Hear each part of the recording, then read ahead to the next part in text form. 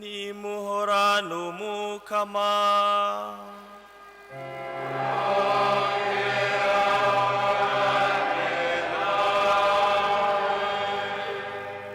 Ivyo dusoma mu nkuru nziza ya Yezu Kristo nk'uko yanditse na Luka mweranda.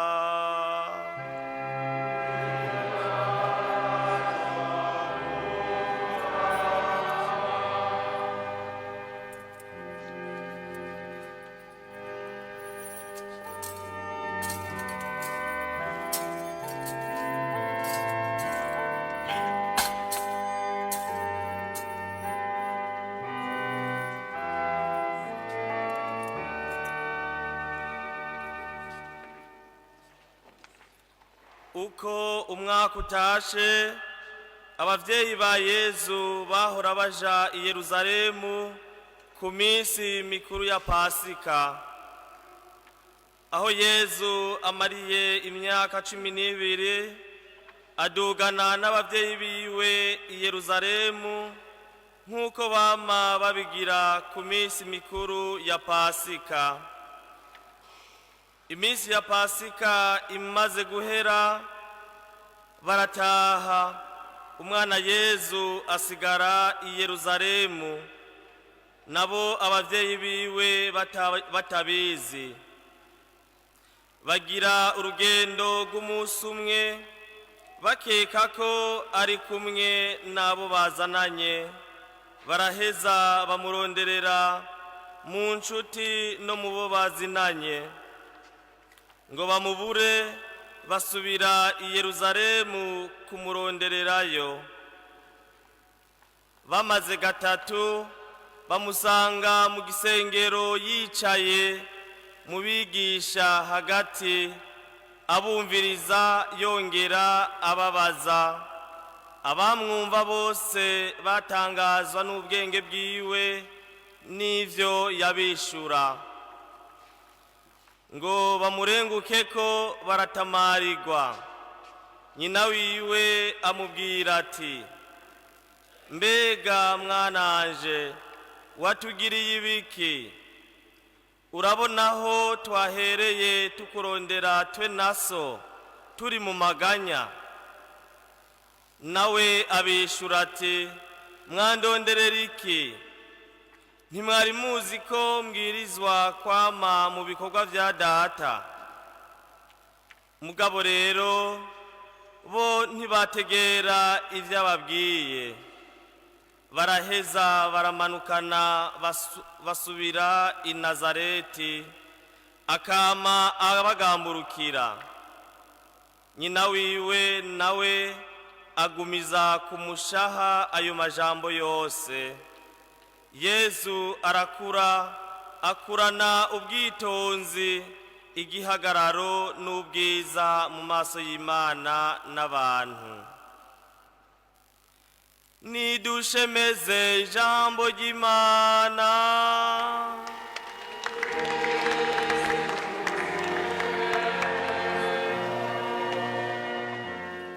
Bakristo mwese muryango w'Imana,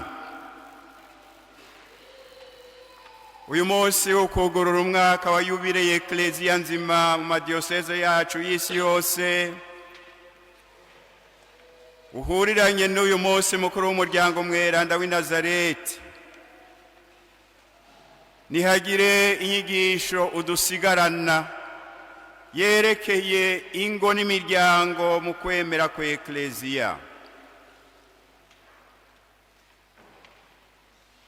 Uyu twita umuryango mweranda w'i Nazareti, murabizi ko gwari urugo rugizwe na Yosefu, Maria na Yezu. Urugo rero niryo tanguriro ry'umuryango uwariwo wose, waba uw'igihugu canke ukwemera. Byumvikana rero ko urondeye gusambura urugo, agasambura umuryango, abarondera gusambura isi n'abayibako bose. Nico gituma twebwe nk'abamaze gutorana kumenya ukuri Imana yadushikirije muri Yezu Kristo, dukwiye kwama twarikanuye kugira ngo ntihagire abaduhenda ngo dutakaze iteka ry'urugo n'umuryango. None urwo rugo ruvugwa n'uruhe? Rumeze rute? Rubwirijwe kumera gute? Mu bisomwa vyeranda vy'uyu munsi harimwo n'igisomwa ca mbere tutasomye muri kino kiringo ariko gitegekanijwe. Turabona abagize urugo. Hariho igisomwa kitubwira kitwereka Elikana yari afise umugore ngo bavyara Samuweli.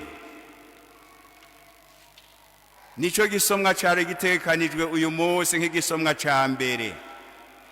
Kandi burya muravye neza, buri mwaka wamufise inyigisho uba ugomba kudushikiriza, arico gituma utegekaniriza ibisomwa vyisangije.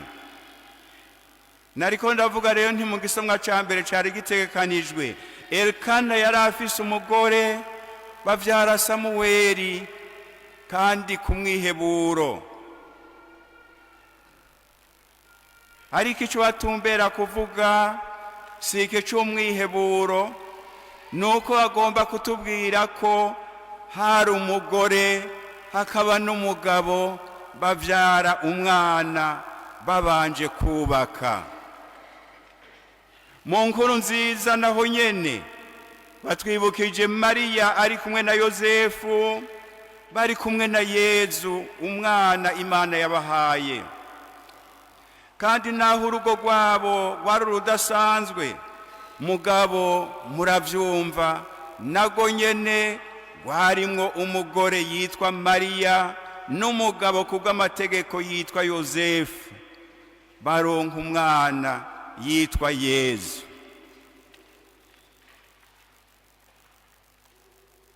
Mbere mu maso y'abantu Yosefu yari umugabo wa Mariya.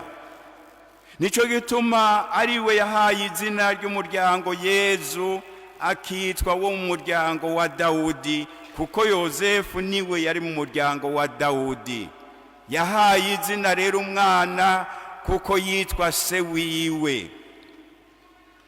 Noneho na Bikira Mariya muravyumvise ariko aravuga ati twe naso aho twakurondereye. No mu gihe ca rusansoma nkuko duheruka kubizirikana, ni Yosefu yajanye Mariya mu muryango yakomokamwo. Urugo rero n'umugabo n'umugore bavyara abana.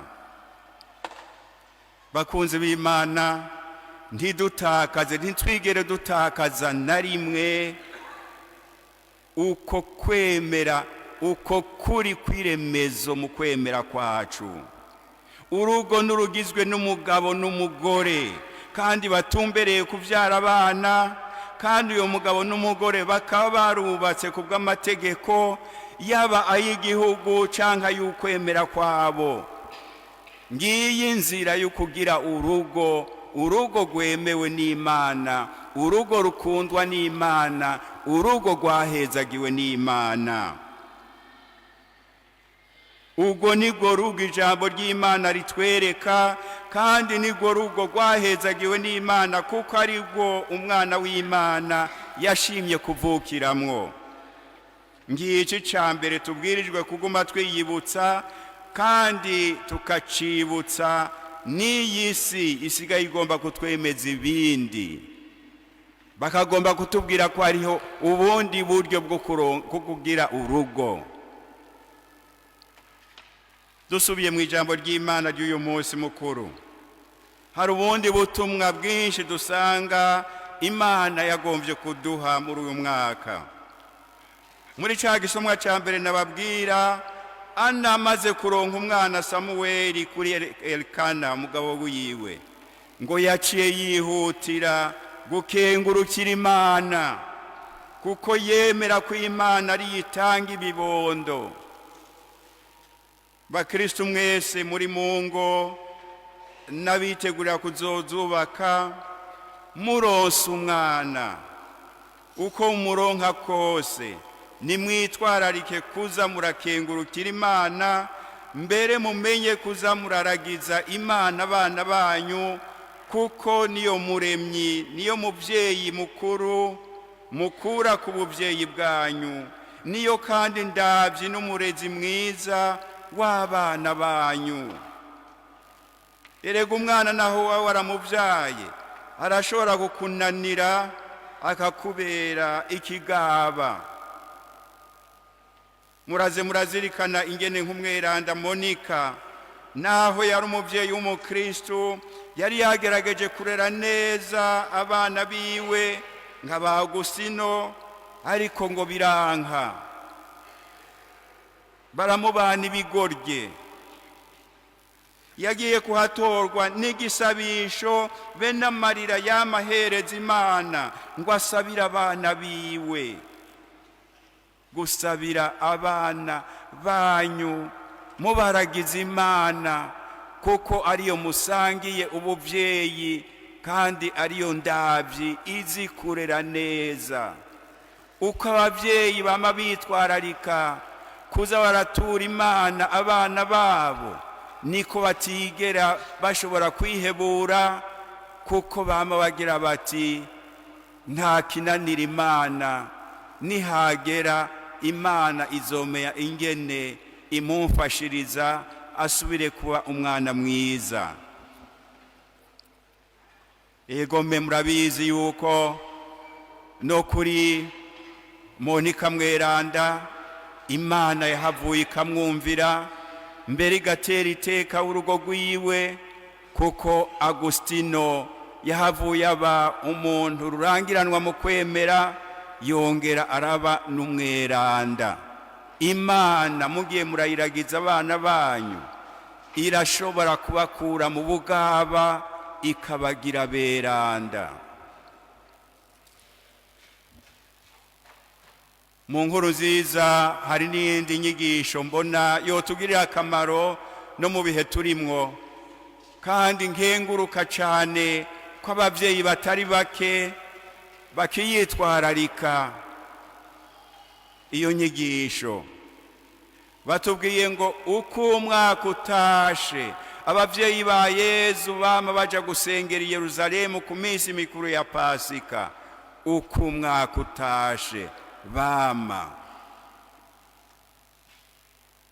Rero naho Mariya na Yosefu bari intungane z'Imana, murumva ko bakunda kuja gusengera aho abandi bari, kandi bakagenda bajanye ari Yosefu na Mariya. Ngumbura na twebwe benshi barasenga, mugabo hari naho bibagira kuza barajana ari Yosefu na Mariya, kuko navyo biri n'akamaro. Mukunze kuza murajana gusenga abo bikundira, mukaza murumvira hamwe ijambo ry'Imana, niho muramutse mushitsi muhira mushobora kurigarukako mukariganirako, mukaryinovora, mukaraba ico ryobafasha mu buzima bwanyu bw'urugo, haba mu migenderanire y'uru rukundo batubariye mu gisomwa ca mbere hagati y'umugabo n'umugore, haba no mu nyifato abavyeyi babwirizwa kugirira abana babo n'abana babwirizwa kugirira abavyeyi babo. Kandi burya murabizi ijambo ry'Imana iryo ari ryo ryose ugomvye kuryiroreshako ntihabura ico rikungurako. Bavyeyi mugiye murajana kuja gusenga mukumviriza hamwe ijambo ry'Imana, naho atoba ari inyigisho itomoye, Imana ntihabura ici babwira yonyene ubwayo muriko murumviriza iryo jambo ry'Imana, maze mugarutse imuhira muri vyinshi muganira n'iryo jambo ry'Imana mukariganirako, kuko ni Imana muvyeyi mukura ku buvyeyi bwanyu iba yabayagiye. Byongeye mu nkuru nziza batubwiye kandi bati aho Yezu amariye imyaka 12 abavyeyi baciye bamujaniye Yerusalemu gusenga. Nimukunde rero kuza muramenyereza abana banyu kuja gusenga, mwitwararike gusa kugira ngo ntibabazimire, kuko murumva yuko abana bakunze kuzimira. Yezu watubariye ko yazimiye, we yazimiriye mu bimeze neza kuko yari ku butumwa bwa se. Mugabo mutabitondeye barashobora kubazimirana baja mu bindi, kandi mwagira ngo mwabajanye gusenga. Ariko igukuru ni mwitwararike kuza murabamenyereza kuja gusenga. Hari ivyiyumviro biharawe kuri none mu bihugu bimwe bimwe ngo nta kujana umwana mu vyo atembera ngo atarasobanukirwamwo, ngo nukumurekera umwidegemvyo akazohitamwo ukwemera ashaka kuze. Ivyo bintu muravyitondere, ni bibi cane. Erega umwana aguma ari umwana, naho yoba aciye ubwenge aguma ari umwana. Wewe umuvyeyi hari ico umurusha, kuko hari ivyo umaze kubona nawe atarabona. Birashobora no gushika umwana, abavyeyi murabizi, ukamutama ikibere yanka. Umwana kanka ibere kandi ariryo rimutunze. Uri umuvyeyi, mbega woca ugira ngo ko aryanse ngo kugira ngo ndamurekere umwidegemvyo reka nyene aryanke, uwo mwana yokura. Niho haha rero no mu vy'ukwemera tubwirizwa kuraba ivyo tubamenyereza, hanyuma bo nyene bamaze gukura baramutse bavyiyankishije, ivyo murumva ntibizoba bivuye ku muvyeyi. Umuvyeyi azoba yakoze ibanga ryiwe, n'Imana ntizobimubaza. Mugabo utagize ivyo Imana izohava ibimubaza, kuko azoba yahemutse kwibanga yabwirizwa kurangura neza.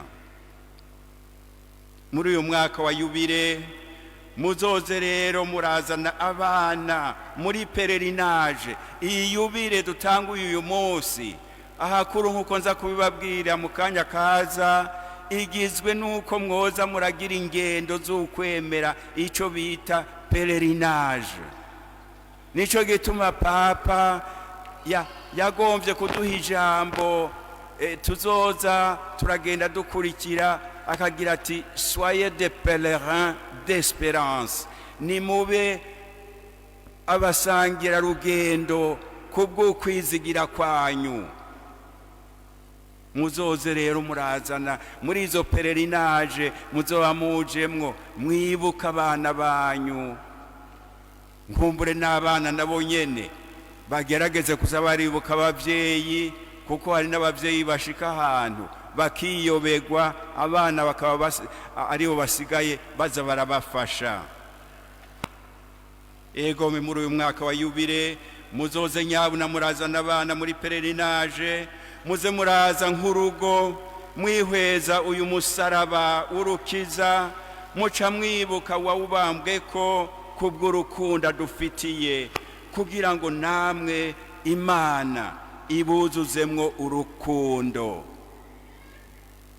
Urukundo nyene ni nago nagomba guherezako, kuko nigo Yohani mweranda atubwiye mu ikete rya mbere yatwandikiye, agize ati bakunzi banje, itegereze namwe ugo data yadukunze, we yadutoye tukitwa abana b'Imana kandi turi bo nyene. Ati none rero ngiri namwe ibwirizwa ryayo, nimwemere izina ry'umwana wayo Yezu Kristu, mukundane nk'uko yabibahaye kwibwirizwa. Mukundane. Iryo jambo turyakire twese nk'abakristu twakurikiye Kristu, urukundo rw'Imana. Muryakire namwe nkingo mumenye ko urukundo ariko gahivu gafatanya abagize urugo.